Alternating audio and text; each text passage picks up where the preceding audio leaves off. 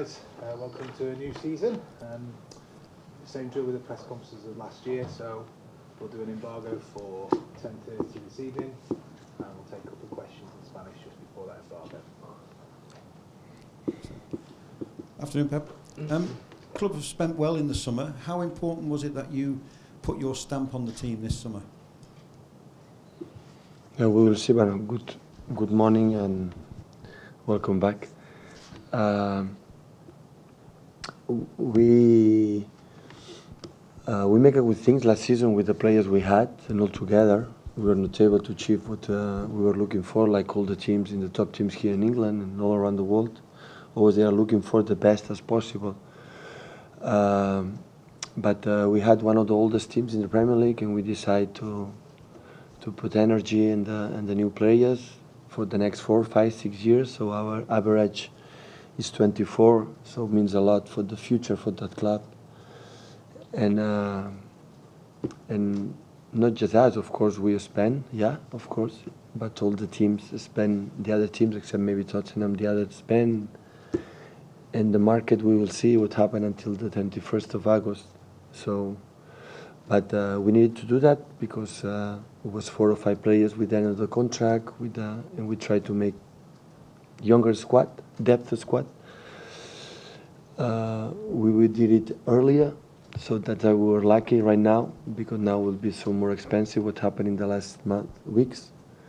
So that's why the club was clever to do that, because we anticipate what we need the last season, and we'll try to do our best to, not just for that season, of course, for the tomorrow game, for the future, and especially in the next years. Brighton come tomorrow, a newly promoted club. Does that offer a different challenge than maybe one that you might have known? But from my experience like a manager in 8, 9 years, like a manager is always in the beginning of the season, the teams who comes new ones for the Premier League, they are the toughest ones. And we spoke, and I saw last season, so how tough is that league? It doesn't matter, it's the top teams and the low teams. Every game is a battle. And especially in the teams, they arrive in the first 4, 5, 6 games. It's over there so complicated, especially away. So, of course, will not be easy, but we travel to win the game. Pep, many people believe that your side are favourites to win the title. Given the fact that your rivals have also strengthened in the summer, how big a challenge are you expecting this season? Last season was 2, and we finished 15 points behind. Last season, in my first press conference, we were the favourites, so nothing changed. Are you more confident? I was confident last season too. In terms of the Premier League, it's 25 years of the Premier League.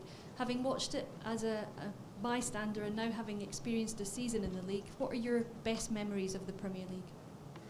But what is fascinating, the Premier League, to watch is the most watched, most followed and all around the world.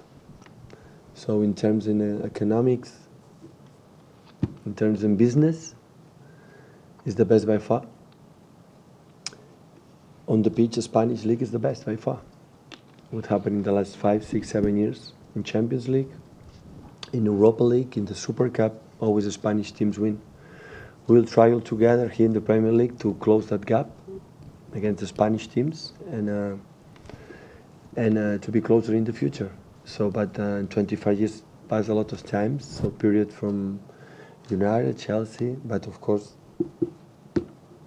Agüero moment is one of the most significant moments from the Premier League in the last 25 years old.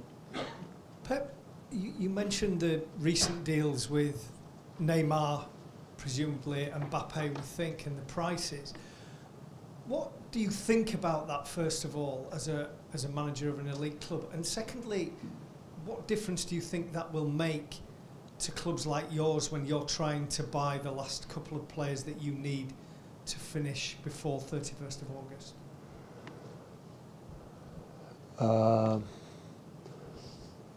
The last part of the question, sorry.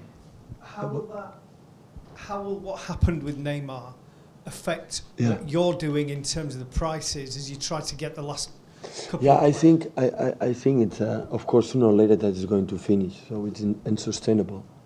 So For example, I don't know, if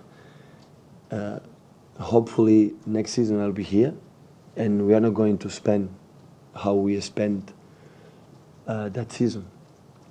I assure you that, because by that season we finished contract 5-6 players. The like 6-7 years Manchester City never bought fullbacks. We didn't have fullbacks, and you have to buy fullbacks.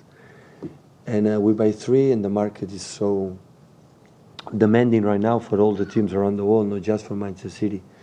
So I think it started a little bit when Madrid started with Cristiano with 96, and after Bale with 100, so make that gap. Everything went more expensive. Now with Neymar make the other point. So, but it's going to finish. So it's unsustainable that, and of course, next season, so for the next 3-4 years, Manchester City is going to buy 1, 2, maybe 3 players, but not going to buy what happened that season. We needed to do that because it was one of the oldest teams in Europe, not just in the Premier League, and you had to change it. And if we are not able with that players to the fund, we have to find another solution. But not is the solution is changing player every season. That's not.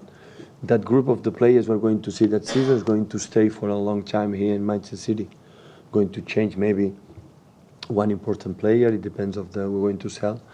But most of the players, with the strikers we have, with Sergio, with Rush, with Leroy, with Gabriel, with Bernardo Silva, all of them, they're so young. They're going to stay for the future. It's the same for the midfield players, except maybe holding midfielders. The fullbacks are young, with Mendy, with Kyle, with Danilo. All of them, they have 26, 22, 23. So John Stone is young. So all of them is. So that is going to happen in next season. So, but the market is what it is. So now it's like this, but sooner or later it's going to finish. Pep, in the past you've said that you felt far greater pressure when you were at Barcelona. People are saying that you need to win something this season. Are you feeling any more pressure, or are you still? The same pressure I had last season. So we are here for win the games in titles. We don't win the games, maybe will not be anymore, but it was the last season too. But the big fail, now it takes 1 week in football. The second week, the people take a new enthusiasm for the next season, for the next games. So it's never a big problem that. So I am honest on my job. So and I will do my best like at the late season. And after the club decides it's not able, we're going to take a solution. But I feel the same pressure I had in Barcelona when I arrived in the last season. So when the people said in the first press conference, the second one, we are the favorites. So the people say that, we have to deal with that, we have to handle of that. And we're going to see at the end of the season what happened, knowing how difficult it is. So every game is complicated. I realized last season, and that is going to happen this season too. Hi Pep. Are Mendy and Gundogan going to be fit for the start of the season? And no. If not, when do you expect them to be available? I think soon, but not for this game. Take a couple of questions in Spanish, please.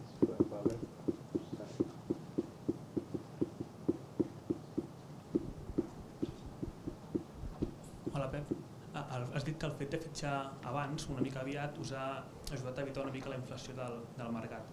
Tot i així, per què creus que s'està produint aquesta inflació tan bèstia? No, els fitxatges, no diem que no hem fitxat car, però serien més cars, això segur. Doncs perquè quan i més en la Lliga Anglesa, és a dir, tu vas a fitxar i només per la Lliga Anglesa són 10 milions de pounds més, mínim. Són només perquè som anglesos, on vas. I quan un és capaç de pagar aquestes quantitats, doncs els altres ho demanen. En el dret de demanar està el dret de fitxar. I aquí doncs i estem encara, queden, em sembla, més 17-20 dies fins al final del mercat, hi haurà moltes coses, moltes. So why do you think that this inflation in the transfer market exists? And you mentioned before that you avoid a little bit that because you signed players earlier. Well, the fact that we signed earlier helped us to avoid those signing that expensive like now. But here it's very difficult in the Premier League, especially for our clubs, because we go away to sign, and it's always going to be more expensive. The other teams are going to ask you for more money for the transfer, because if we are capable to spend that money, other clubs, of course, they are going to ask for those quantities.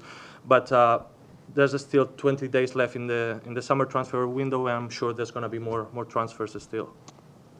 Hola, mister, por aquí. Uno estaba acostumbrado antes a que en el fútbol español, y quisiera sobre todo el Real Madrid, estos fichajes millonarios. ¿Cuál es su impresión? ¿Se esperaba esto de que desde Francia viniera una oferta tan grande? ¿Cuál es su impresión de esto, si rompe un poco el esquema y si está a favor o no del fair play financiero? Sí, hace poco en España los 10 fichajes más caros los tenía España. No hace mucho de esto. El PSG ha hecho un gran fichaje con mucha cantidad, pero estos fichajes al final, yo lo vi con Dani Alves en el Barcelona, lo viví. Dani Alves lo viví.